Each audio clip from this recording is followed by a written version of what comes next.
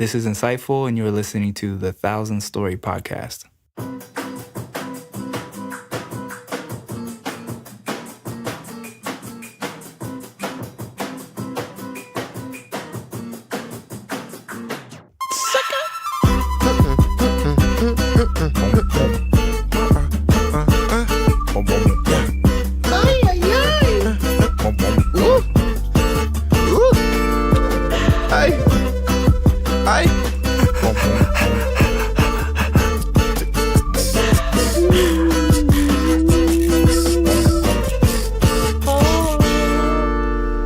Welcome to the 1,000 Story Podcast. Hello. We are your hosts, Najee. And Luis. And today, we also have a very special co-host. His name is Matt. Also goes by Insightful. Lovely producer, licensing manager, a business owner extraordinaire. So give it up for Matt, ladies and gentlemen. Yes. What's up, baby? Yes. Thank you. Thank you, guys. Yeah. Nice to be here. ¿Qué pasa, Matt? Nada, ¿y tú? ¿Hablas español? Sí, un poquito. No? Un poquito. Wow. Yeah. Okay. Yeah, un poquito. All right. Najee's learning too. I am learning. Yeah. That's good. You got to make a Spanish song one day.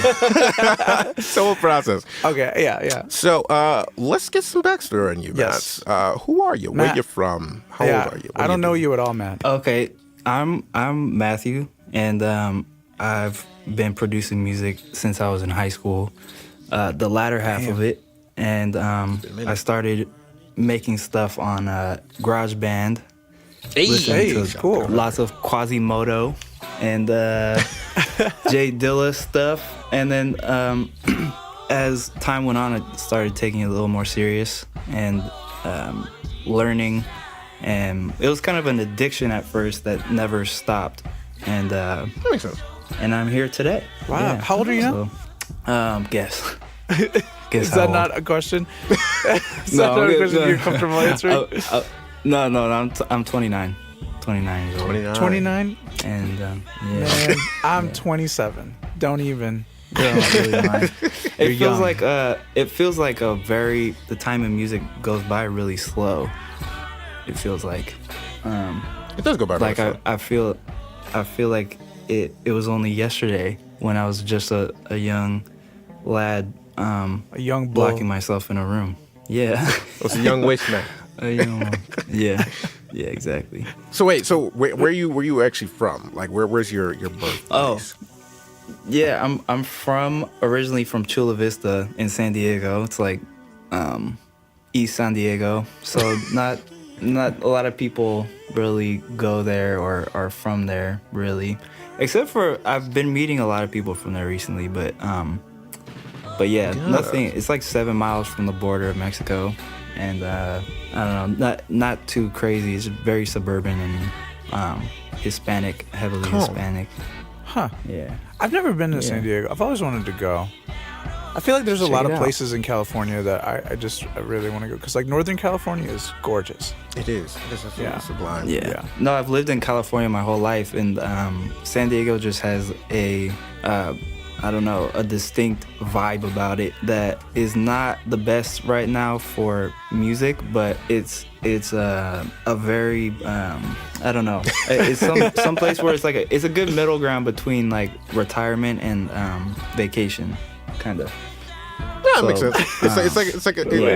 It's a retirement village, but it's like not at the same time. It's like a middle point. Wait, so it's like a retirement village where people still turn up.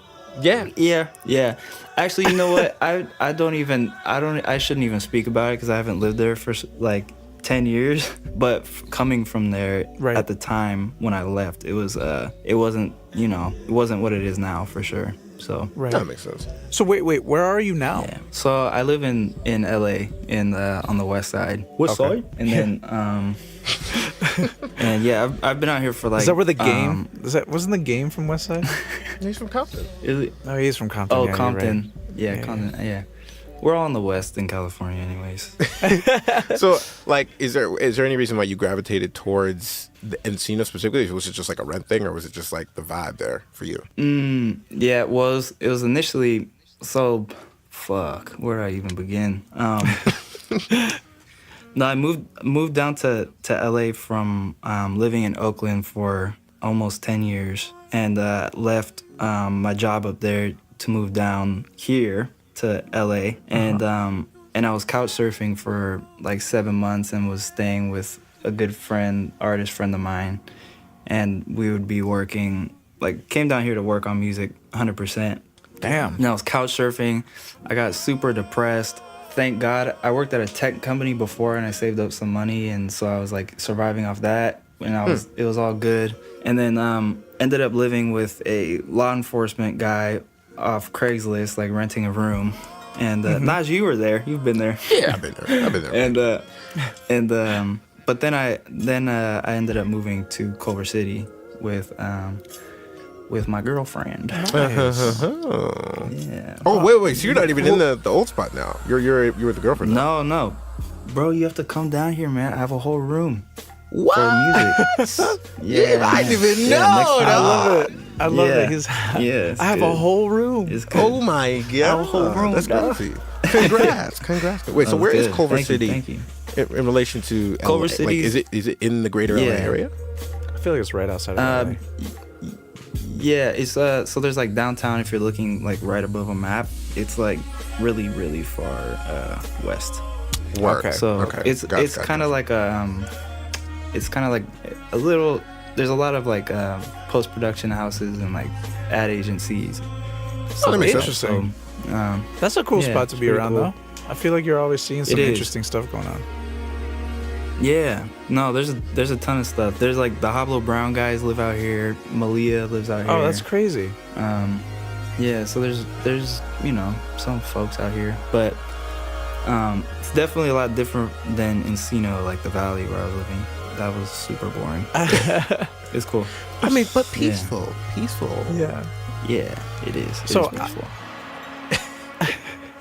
Well, now that we know a little bit more about you, because I've heard some stuff through the grapevine. I've heard some stuff. There have been talks. There have been talks about your name was thrown around a few a times. few times around this household.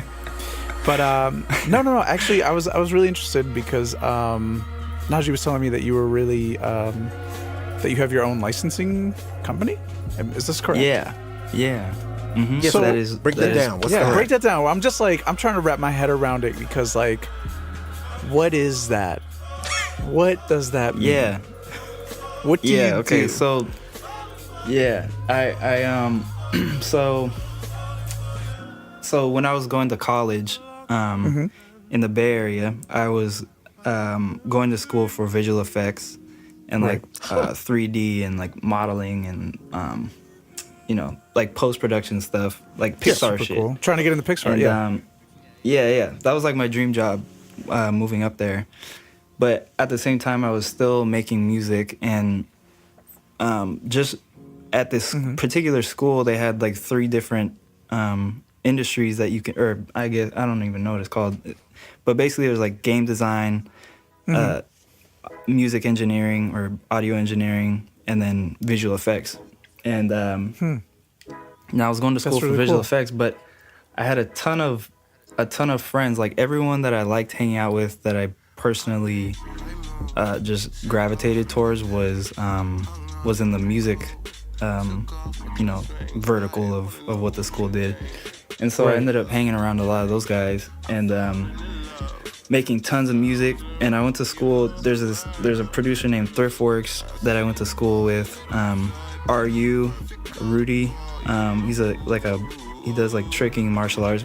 And then Brad Lewis, B. Lewis. And these guys were like really close friends that ended up, pursuing music outside. But to my point, I was going to school for that, and I was making a bunch of stuff, and I get a random email from this guy at GoPro, the camera company, and he's like, "We want to use one of your songs for our videos, and we'll pay you a camera in return." So it was time. It was like, I think it was like 2011 or 12 or something when they first did that. And then after one license, they would send me a camera, and then I would then take that camera and then sell it for money to help pay for rent. And Damn. Oh, and then shit. That's real. Yeah, but once they did one, they started doing more and more, and like it kind of got my juices going for like creating stuff more, because like, you know, someone like this company at the time was like appreciating it, and you know, they would post the video online, and then it would come back to me, and then I would have more fans from it. So that's super it was just cool. a good thing. Wait, so Yeah, they just and then- their deal was, hey, let us use your songs, and we'll send you a camera. Yeah, initially that was the kind of situation, and Right. and at the time, I like, you know, not knowing shit about shit, You were like, I cool, like free was camera. like yeah exactly. And then over time they started to get their stuff together to where they were paying money, like they're paying money for it. So I started doing all that, and then next thing I know, I'm working for GoPro, and it just works out perfect because I get into the music stuff, and I already Wait, have so you're working at with that them time, full time now? I was for 4 years. From Wait, that. You've been working with them for 4 years? I was working with them from 2013 to 2017. Damn. Yeah, so it was just kind of crazy because music kind of got my foot in the door at this company, and you know, became buddies with the music supervisor there, and we just clicked. We were texting all the time outside of music stuff, and That's cool. Yeah, so I worked there, but kind of where it started to click with the music licensing thing is, you know, as an artist, as a producer, I have tons of stuff just sitting on my hard drive. I'm probably never gonna release or show anybody. One time, I think this was like a couple years ago, but Disney, I released All That Is Left Is Right, that album, in 2015, and I got hit up by Disney for like a little licensing deal. It wasn't a little one. It was for a licensing deal for a 27-week run. They were gonna use 1 minute of one of my songs. Oh damn. That's a long time. Non-exclusively. Yeah, it was a really crazy deal, and they were gonna pay me like $1,500 a week to use it. Ooh, shut up. Yeah. So I just got giddy it's about crazy that. because and that's kind of where the idea for the music company came was like, fuck, if this company's gonna pay pretty much $40,000 for a song that I care about, but it's not like, you know, it's not like my pride and joy. Right. There has to be like there's a market for that, you know. So that's kind of where the idea initially, the company was just going to be all my music, and and you know, representing my stuff, and I have, you know, probably 1,000 songs or so, and that are all mine. But then I was talking to a buddy of mine. I don't know. I could keep going on now, but yeah, it went from like in college getting free cameras to while I was working for that company, getting hit up by a bigger company, like kind of showing me that there's a lot of money in this stuff potentially, and then to now where it's what it is now. That Disney run, was that like one of your songs under Insightful, or was that just a song from that one of those ones that you were like, this is whatever, I'm never gonna release it, so like here it is under my licensing company? Yeah, right. It was the song Black Dress. Oh, okay. From, we that I released recently started playing that on this playlist. Yeah, it was that stuff. So this is that song. This is literally that song. Yeah. What was it used for?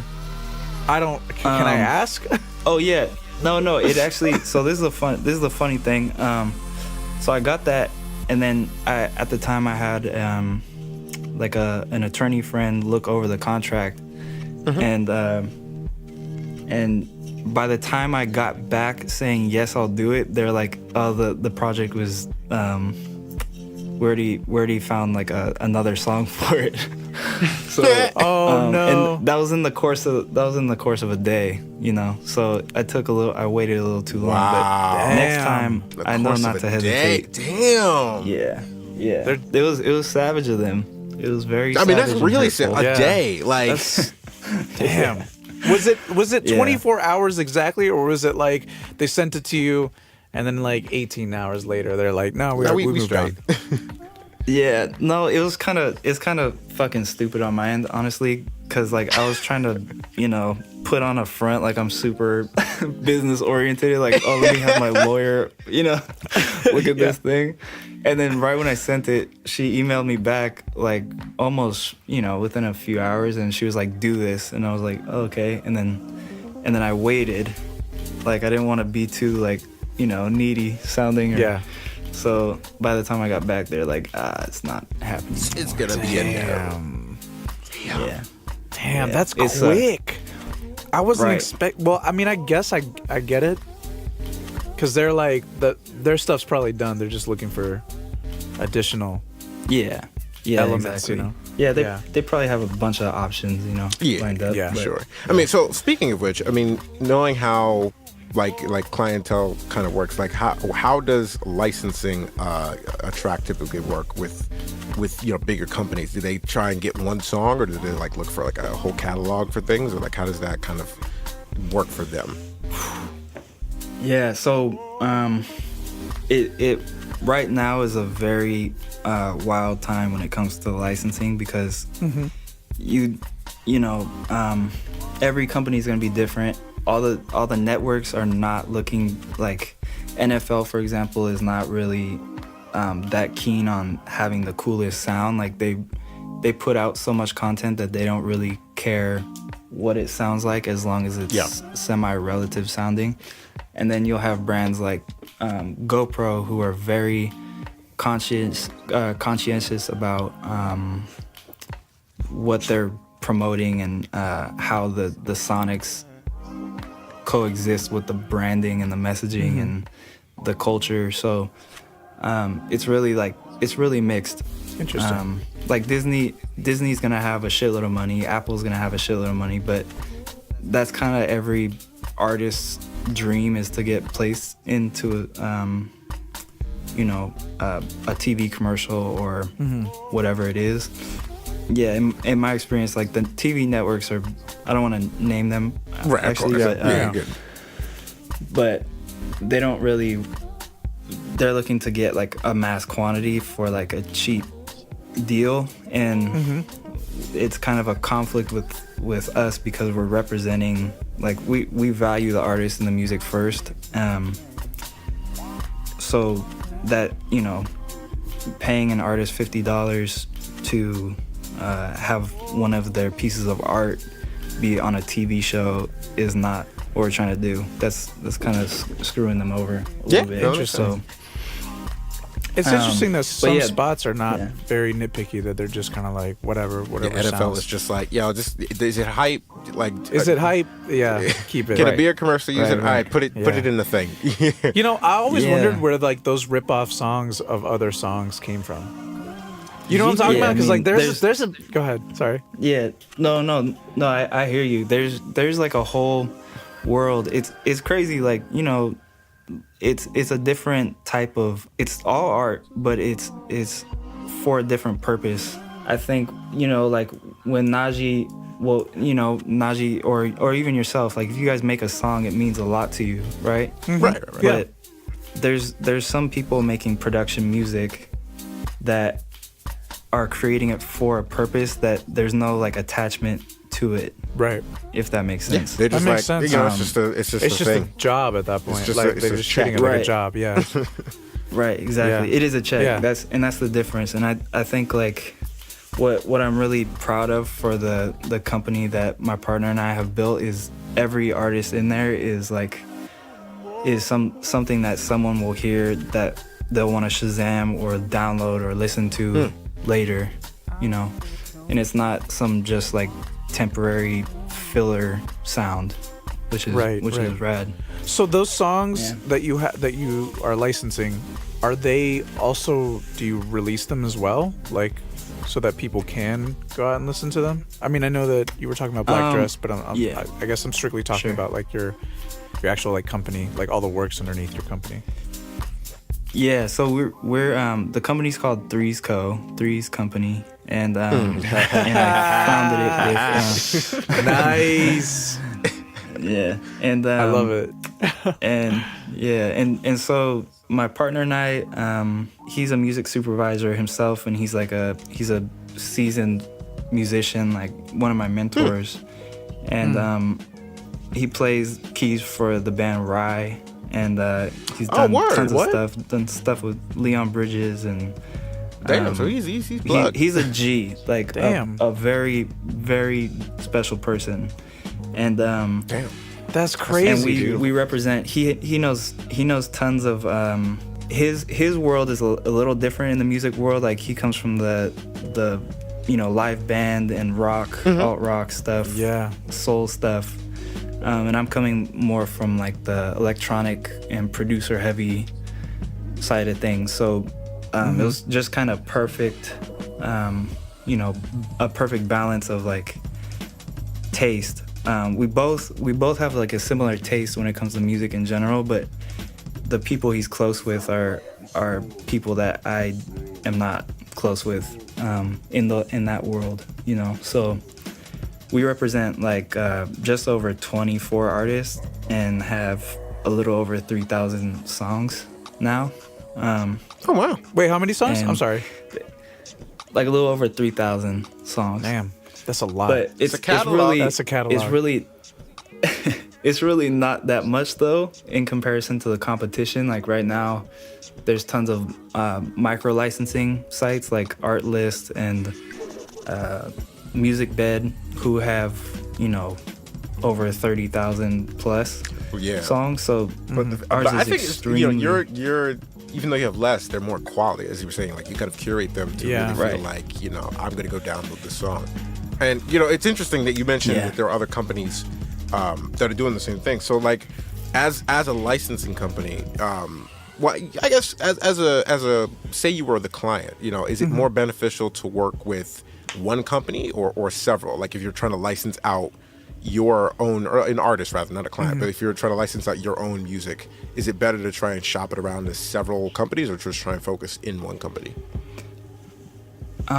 Yeah, there's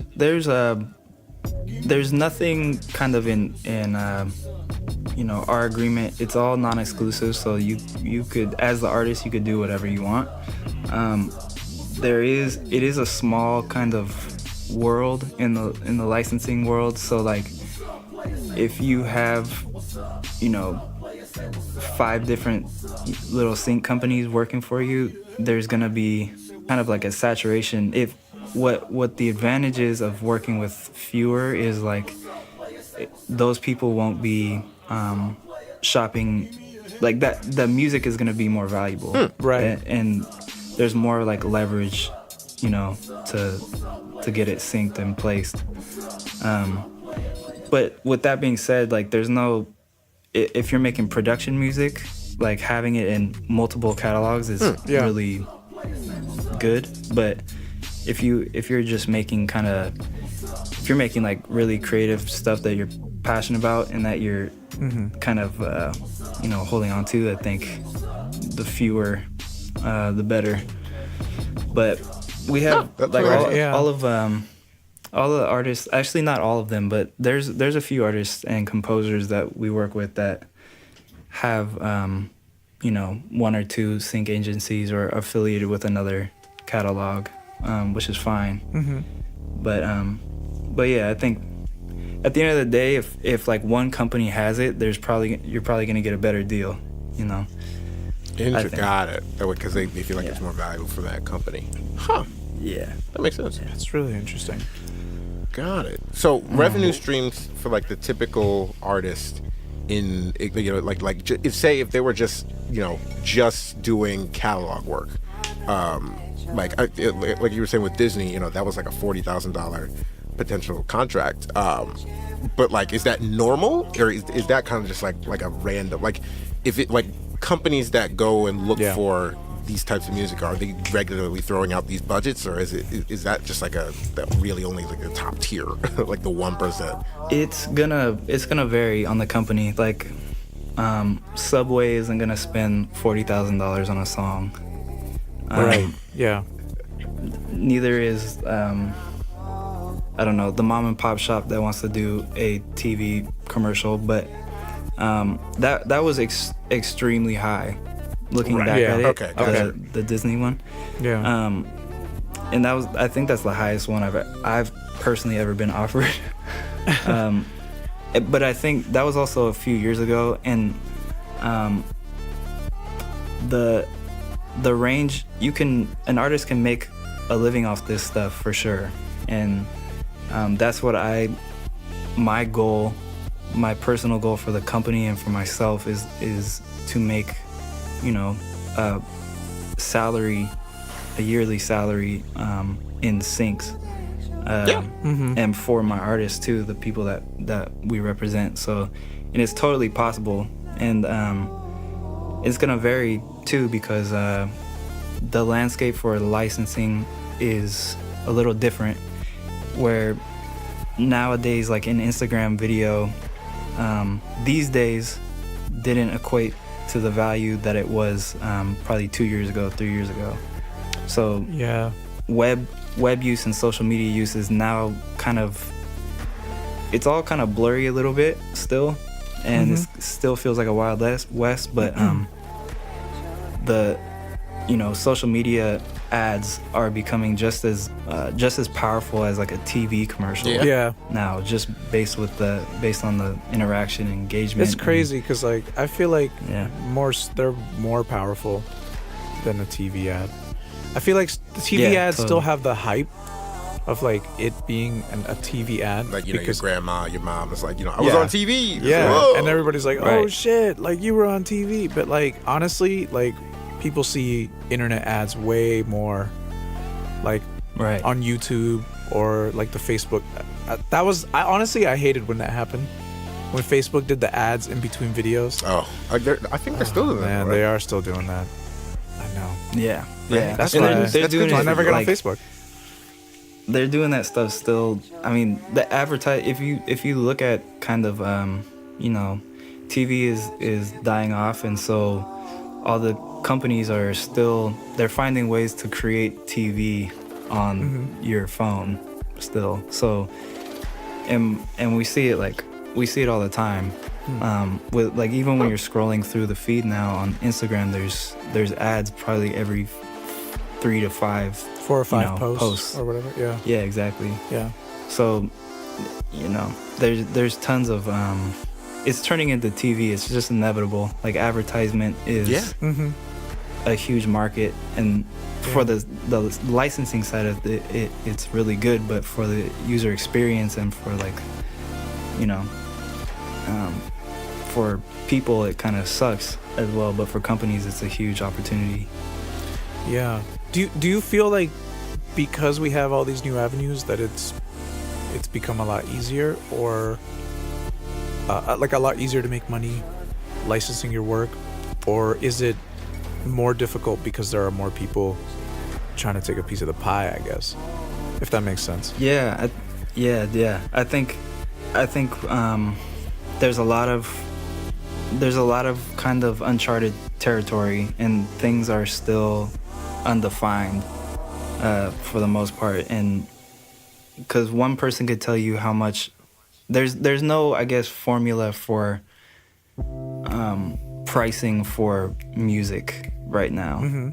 Like there's kind of a broad, rough, general idea for like different types of uses, and whether it's web or TV or film, but it's still kind of all, it's just ever evolving. So makes sense. Everything's gonna be changing.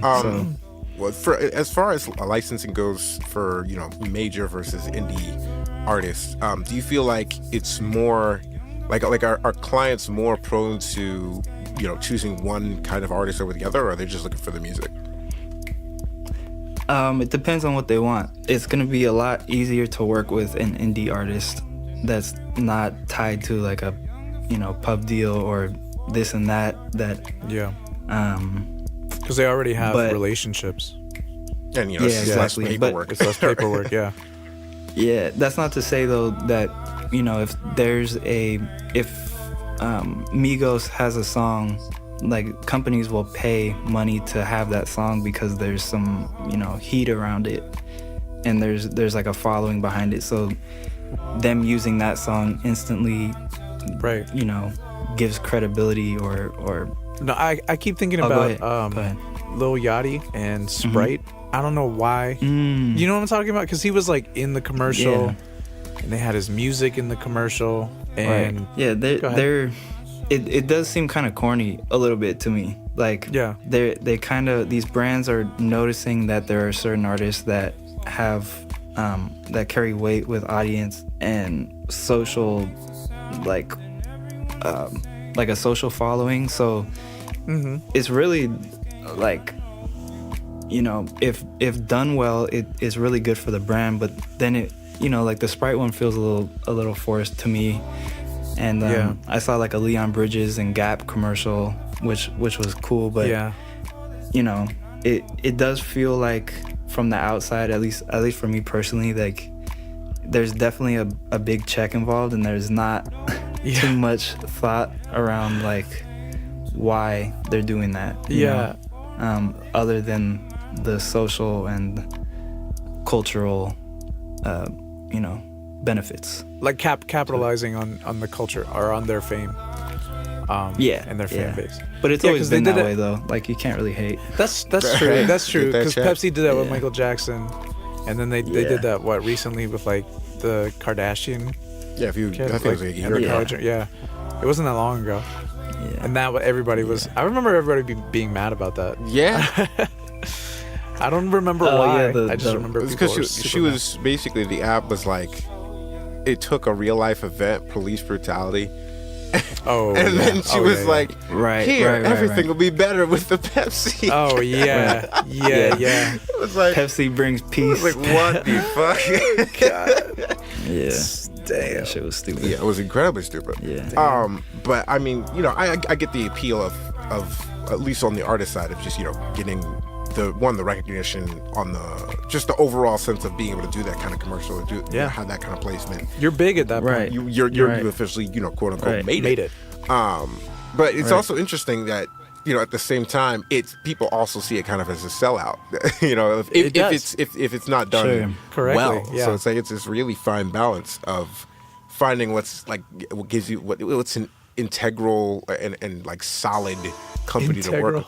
Sure. Not like, because I'm thinking like this integral. No, I just But like I'm like a thing, a company or a commercial with integrity. That's what I'm thinking. Okay. You know what I mean? I feel what you're saying. I don't know if it's a word. It's not. It probably isn't. The It's way I'm not a saying word, it, but you No, can that's go right. with it. That sounds He goes right. integral. I know what you're saying. I get what you're saying. I know what for you're sure. saying. That I've heard stories of an artist turning down like $500,000 for a song because he didn't want to be involved with the brand. I feel So that for there's sure. There's do. definitely a boundary and definitely morals that some people have, and some people are more willing to bend their morals to do it. I mean, if you got Najee, if you got hit up, honestly answer this, okay? If you got hit up by Red Bull is kind of a tight brand, Right. Yeah. I mean, I've been in the But studios. if you got hit up by them to do like a gymnastics performance, like they want you to do some type of gymnastics thing, okay? Like they want you to I don't know what the fuck they want you to do, but Just like wait. Like he's gonna be in the commercial doing as gymnastics. a gymnast. and they'll use your music. They'll use your music. Yeah. Right? Yeah. Would you do it like, and then they didn't want to pay you? Like they're like, this is gonna be a great look for you. What would you do? Well, I'd have to, on principle, I'd have to decline, even though that would be a dope like concept. Like I got to get paid. Like Yeah. that's just like it doesn't really matter the company at this point. Like that's my time. Yeah. Time is the most essential Yeah. thing to me. But It's trust me. If somebody came up to me and was like, "Yo, we want to do like, we want you to be like a gymnast and you know, I'm hella down. Nothing to do with you. Like, has nothing to do with, like, you're not a gymnast, first of all, you know. But wait, making like, you do something. You're just in the ad. I'm just in the ad. They're using my music, but they they're don't not even say your highlighting name. They don't highlight you. It's just a random dude, basically. I'm with them. Yeah. If I'm getting paid. Yeah, but if they were like, no money. Like the ones that always trip me out are always like the State Farm ones. Like there are so many artists that I feel like do that, because wasn't there a country artist that recently did, but then he had to like write his own version of the State Farm jingle on the guitar. I think it was Nationwide. Oh, was it Nationwide? It was Nationwide. Yeah, you're right. Yeah. That's Not right. State Farm. My bad, State Farm. Nationwide. I love you, State Farm. Yeah. No, they did that campaign where they had artists come in like Tori Kelly and some other dude. I can't remember. What's crazy is that most of the people that they got in there, I literally have never heard of or went to go and look up. Never. After ever. that commercial. It's just like, all right, they did a remix. They freaked it.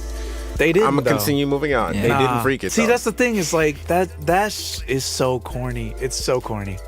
But I mean, that's what happens when you have like a brand who's just trying to. I mean, like they try, but you know, it shows when it's not quite as It's organic. so forceful. Yeah. But Yeah, speaking exactly. of which, so Yeah, going that's into exactly. one of our other topics here, so like commissioned work, for example, when you're taking your brand, your work, and doing like kind of like a work for hire type thing. You know, I saw this. I just recently, it was earlier today. I saw this tweet from Mr. Carmack, who got hella flack for it. You know, with good reason. You know, it was the way he said it. You know, I can't comment on it, but what he said was, to all you graphic designers charging $50 for every change you make, you need to rethink why you started designing in the first place. And that set the internet ablaze, or at least our little community ablaze, because I get where he, I guess, was going with that, but the way he said it was just not it. But It was. But what do you think, as far as like works for hire go? Like that whole process. You know, is it something like, how do you decide or first of all, do you even do kind of work for hire things, or do you just kind of work on collabs at this point? Yeah, no, I do. I do work for hire. I also freelance, you know, do video freelance stuff and occasionally graphic design stuff. I have like a lot of different skill sets in different areas, and if stuff comes up, then I'll do it. But what's really important though, and I think for that situation, in particular that you just mentioned, is really important up front to have everything be very clear. Yeah. For the graphic designer to be clear, like after this many revisions, I'm gonna have to start charging you this amount per revision, and it's also it's everybody's responsibility to be fully aware of what the situation is, and I agree. Yeah. Really having that in writing. I said this. I actually said the same exact thing on my page. You know, a lot of people were really quick to just like kind of attack Carmack, like nah, like, and I get why, because it didn't really cover any. It really didn't cover the context of the situation. It just kind of took a specific moment and then kind of left people to fend for what that meant. But you know, my takeaway from it was, you know, in my interpretation of how that kind of situation could go, was like you said, it should be written, it should be clarified for both parties what's going on. Because if you, as the creator, you know, you need to, or like you've put 10 hours, for however many hours into a project, and all of a sudden somebody says, change this thing entirely. Yeah, I'm definitely going to charge for that. But if it's, again, you have to clarify from the beginning how many revisions, how many changes somebody can make like that. And the thing is that like, I feel like if it wasn't expressly written in the contract to begin with, I mean, you already signed the contract. Yeah. So if it doesn't even expressly state like revision, you can't go and revise the contract and be like, oh, hey, now I'm going to add like $50 to every revision. Like, sorry, but you can either pull out of the contract and, you know, or whatever, and like screw the artist over, or, but. Yeah, a lot of the times too, there's not going to be like, it depends on who you're working with too. Like, Um, there, it could be. I just recently had a kind of a bad experience with a client, and I was doing some video work for them, and I knew them through a close friend, so I was kind of doing it for a lower price. The homie discount, I feel. And I did the work, and I did the work, and then it turned into like 8-9 revisions with all stuff that could have been clarified, you know, in the very beginning, as far as like what they wanted. Like, it was very minute changes, but it ended up taking a long time to get done. And you know, that was kind of it sucked because it was like someone close, or it was within a certain network that I couldn't really, you know, give like a fuck you to. So I just had to bite it and do it. But you know, that's a skill that I wish I knew earlier on. Working and creating stuff is really like fighting for your work and your value, you know. And I think some people get that early on and some people get it later, but everyone's gonna have to realize that someday, you know. Yeah, and it's especially hard, especially like when you're doing like a homie discount, because like you're homies, and I just feel like they're just, the lines are really blurred. They're very blurred. They're very blurred because it's not, because you're not like treating it like a business. It's, you're like, hey, you're my friend. This is still hard work though, but I'm gonna help you, but you're still gonna pay me. But there's a point in time where it's like, I feel like, you know, you stop being friends because then you're treating it like a business. But then the whole context in which you've created this situation, this, you know, this me working for you type of situation, it just gets so messy.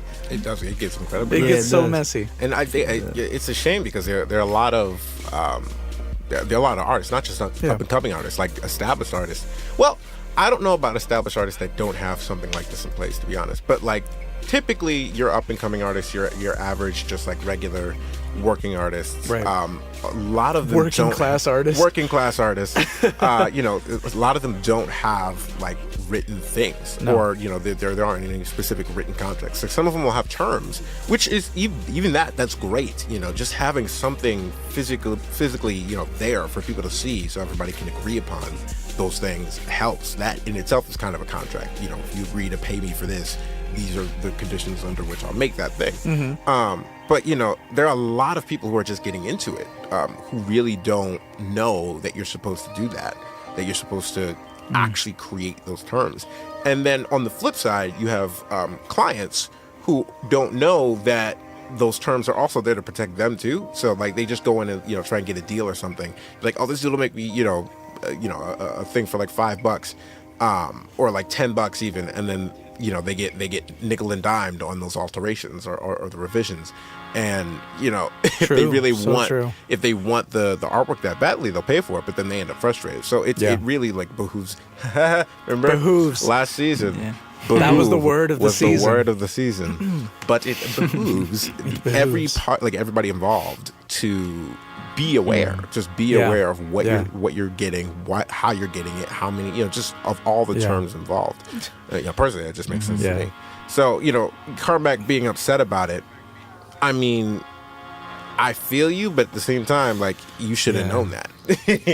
Like, that's just something you should have gone into knowing that was going to happen, or that it could get frustrating to that situation, especially with like, if I don't know his situation, but especially with like a friend, because that could totally ruin an entire friendship. 100%. Just, you know, just getting frustrated and being like, well, you didn't communicate with me, and it's like, bro, I was doing you a favor. Like, ooh.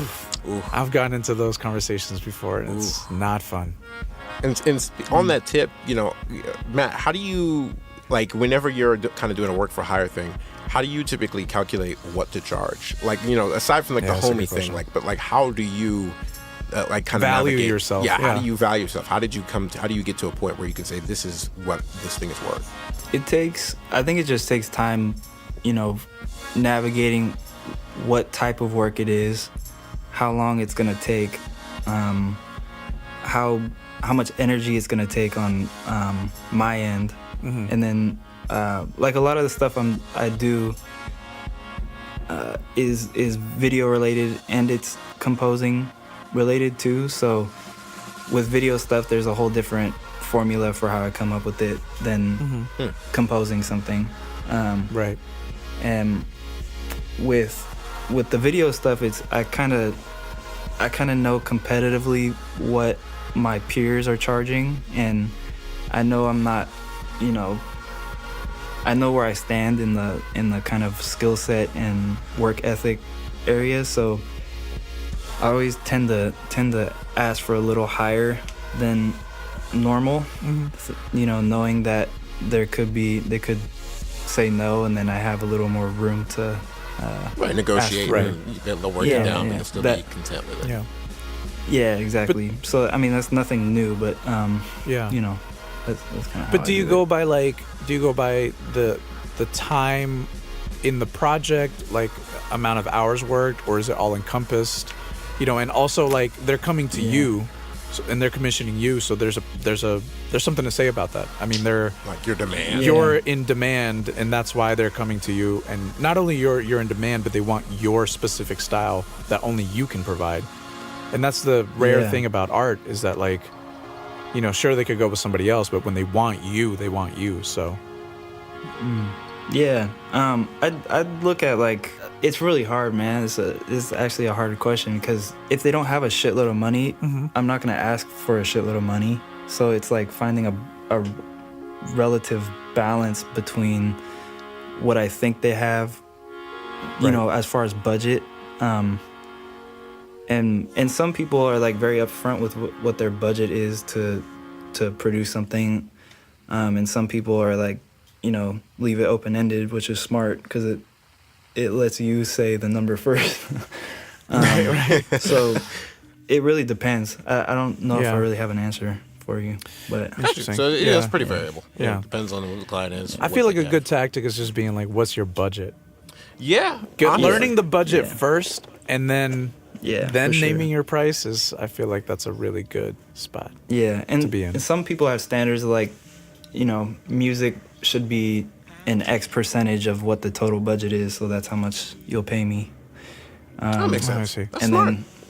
It depends on so. who it's coming from, but yeah, exactly. No, but that totally makes sense.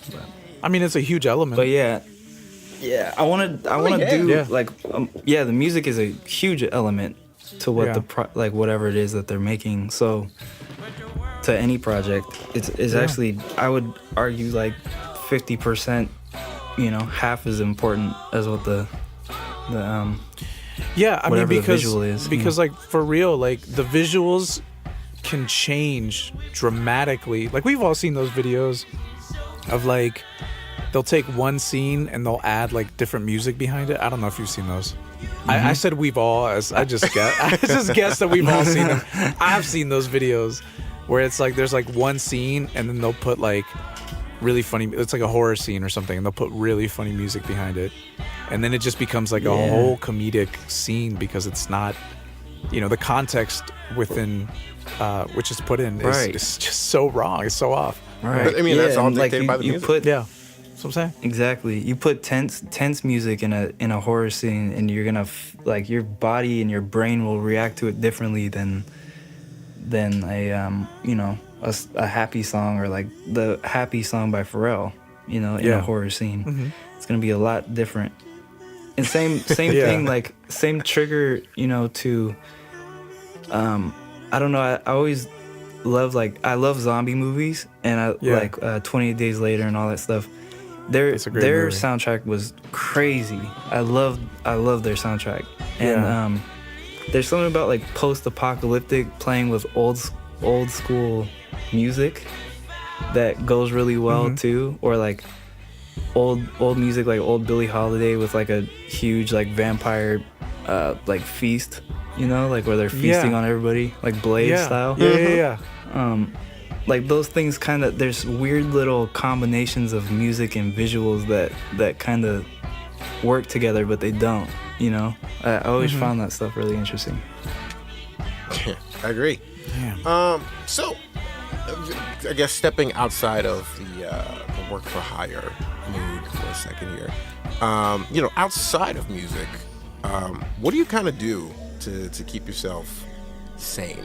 You know, if you're kind of surrounded constantly by deals and other people's demands and requests, Other people's what do you bullshit. what do you do to what do you do to kind of how do you keep it enjoyable for you?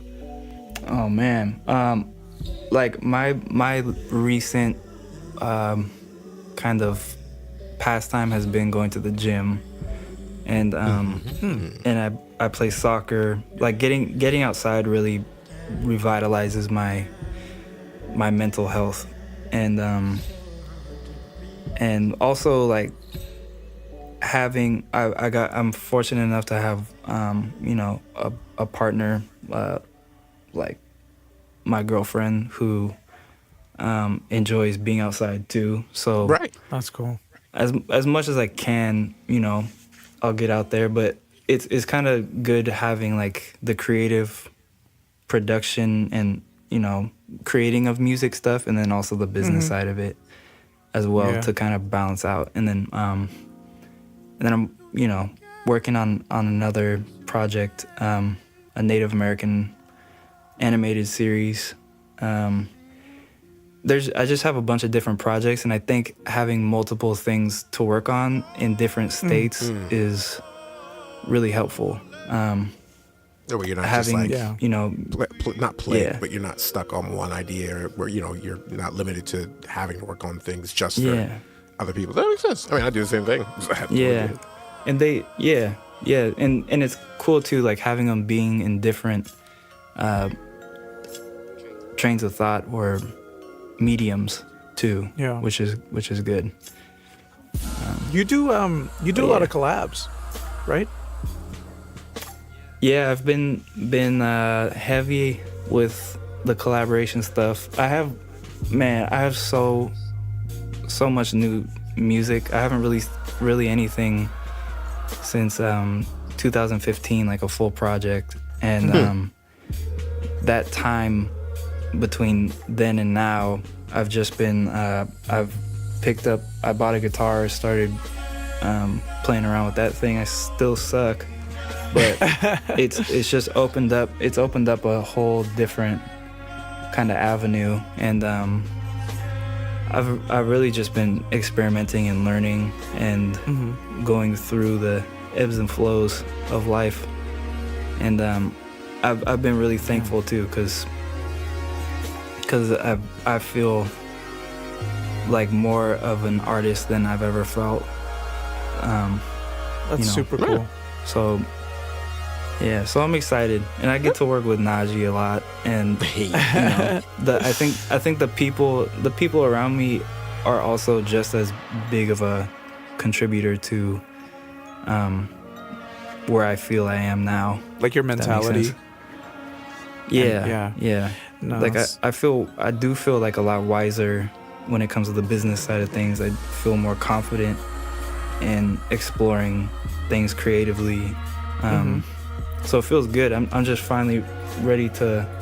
I love producing for people, and I love just creating music in general. So I don't really see the difference between the collaborations and stuff personal stuff. So that makes sense. Yeah. Oh, that makes sense. So for like collabs or anything like that, like I'm relatively new to the concept, but I really like the idea of aliases. Like trying to like keep things not purposely keep them separate, but just give myself different avenues for different things. Like with Najee, for example, I've come to this point where I realize that people kind of I'm not making music for people, but like I know that they enjoy a particular sound or style. like style and like a spectrum of a style. So if I want to really venture out like far left or far right from that, I've worked on different projects under Like different aliases. Trump music or what? Some far right music, like some Trump anthems. Yo, you what? gotta hit every mark. It's a business. You gotta hit every market. All right. I'm trying to get that Republican. We making America great again. Yeah, Republican I'm about money. to write some country music. Country. To write that country, boy. I mean, like, saying though, Yeah. They just help, you know. Yeah. Like I feel like, you know, if you really like have a specific mood that you can't quite convey with one, or people just aren't as receptive to it with that specific avenue, so for to have like other aliases. So do you have any like aliases that you kind of like working through on the production side? Yeah. Yeah, I have one that I'm not allowed to say what it is at this point. Well, that makes sense. And it's out there in the world. It's on Spotify and everything. And but yeah, I feel what you're saying, man. Like it feels good at a certain point, and that's what I felt with the Insightful stuff. Was like people expected a certain sound, and they expect a certain tempo, a certain vibe, whatever it is, and and it wasn't like, it's not, if you listen through all the stuff that I export from, you know, ideas and sessions, it's very diverse. And so I'm sure with you as well, you know. Yeah. So it's tough, together, like, yeah. And it's tough to, like, you know, sometimes I want to make things with no drums or any point to it. Yeah. You know? Yeah. And am I gonna release that on Insightful? Probably not.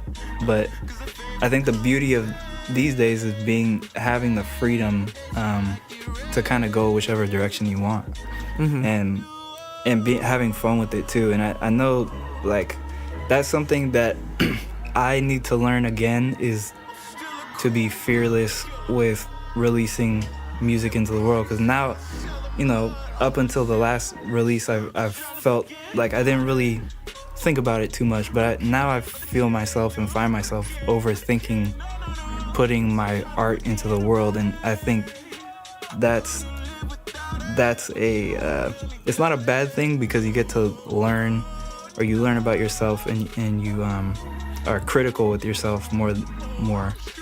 But if you're not gonna put it out, then who's gonna put it out, you know? And right, man. At a certain point, it's at a certain point, there's nothing to fear when it comes to releasing your art. There's nothing to fear. There's not even the worst thing that's gonna happen. Like, you just put it out, and you have no idea who it's gonna connect to, and who's gonna value it. And it doesn't even matter if it's 3 people, you know. So that's something I feel like that, you know, you always hear like the inner child. I feel like the inner child is also very important to creating art and keeping that, like, fearlessness to you. And that's why, man, like, when I started to realize how I was thinking and how brave it is for an artist to even exist, like, it's brave that you guys are doing this podcast and thank you. And creating that was sweet, you know, a platform. No, I'm not even trying to S your D's. But it is very, I'm serious, like you, it makes me, you know, reevaluate, like, all these other artists that came before us, and painters and writers and all these people, and they had like a voice, you know, and especially in their time, like 50 years ago, it was a lot more criticized. Everything was a lot more critical for the audience. So nowadays there's tons of stuff being said and thrown around, so it's a little less, I think a little less I don't know, overall impactful, because there is an overall it's so saturated, but just the idea of releasing something into the world that was inside of you is amazing. Yeah, we can't take it for granted either, you know. Yeah, you know, I don't even think about it, but, like, this is legit. These are our voices. Yeah, like, this is more our voice than sometimes the music, which is, it's quite literally our voice. It's literally our voice. Yeah, not right. a, you know, right polished version of our voice. It's like, yeah. No, but still, damn, man, you got me thinking. I'm getting sentimental. No, it's still, even though it is your voice, it's still your thoughts. It's coming from, you know, it's coming from you. It's coming from your hearts, you know. So that's equally as important as a Van Gogh painting, and you're contributing it.